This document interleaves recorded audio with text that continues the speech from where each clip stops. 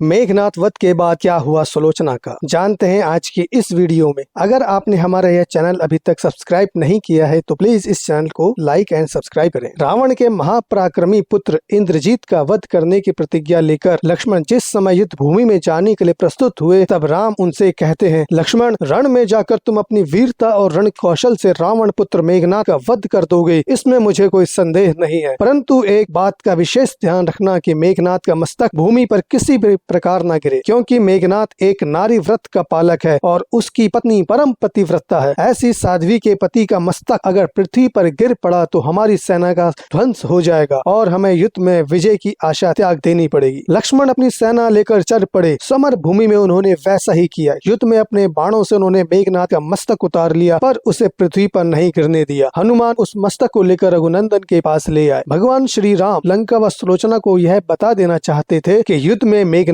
वीर गति को प्राप्त हो चुका है। इसी उद्देश्य से उन्होंने मेघनाथ की दाहिनी भुजा को काटकर धनुष बाण से सुलोचना के पास पहुंचा दिया। जब सुलोचना ने मेघनाथ की भुजा देखी तो उसे अपनी आंखों पर विश्वास नहीं हुआ। उसने उस भुजा से युद्ध का सारा वृतांत लिखने को कहा। उसके बाद एक कलम की सहायता से मेघनाथ की भुजा ने युद्ध में घटित हुई हर घटना का वृतांत सुलोचना को लिखकर बता दिया। हाथ ने लिखा, प्रिय, हाँ, यह मेरा ही हाथ है। मेरी परम गति प्रभु राम के अनुज, महातेजस्वी तथा देवीय शक्तियों के धनी श्री लक्ष्मण के हाथों हो गई है। मेरा शीश श्री राम के पास सुरक्षित है। मेरा शीश पवन पुत्र हनुमान जी ने रामचंद्र के चरणों पर रखकर मुझे सदगति प्रदान की है। सुलोचना इस समाचार को सुनकर रोने लगी। फिर वह रावण के पास गई। रावण को सुलोचना ने मेघनाथ का कटा हुआ हाथ दिखाया और अपने पति का सिर मांगा। सुलोचना रावण से बोली कि अब मैं एक पल भी जीवित नहीं रहना चाहती, मैं पति के साथ ही सती होना चाहती हूँ। तब रावण ने कहा, पुत्री, 4 घड़ी प्रतीक्षा करो, मैं मेघनाथ का सिर शत्रु के सिर के साथ लेकर आता हूँ। लेकिन सुलोचना को रावण की बात पर विश्वास नहीं हुआ। तब सुलोचना मंदोदरी के पास गई। तब मंदोदरी ने कहा, पुत्री, तुम राम के पास जाओ, वह बहुत दयालु है। जब सुलोचना भगवान श्री राम के पास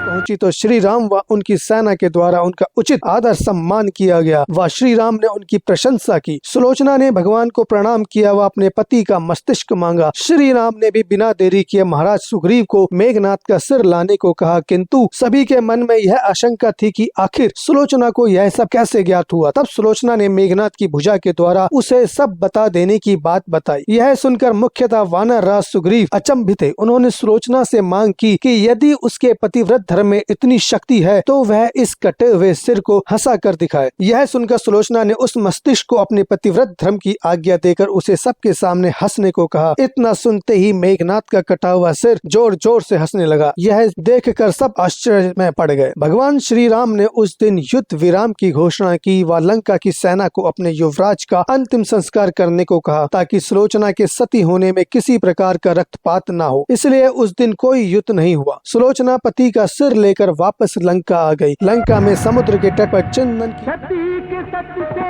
पिता जली नारी ने गौरव पाया, अमर ज्योत बन एक हो गई सती पति की काया।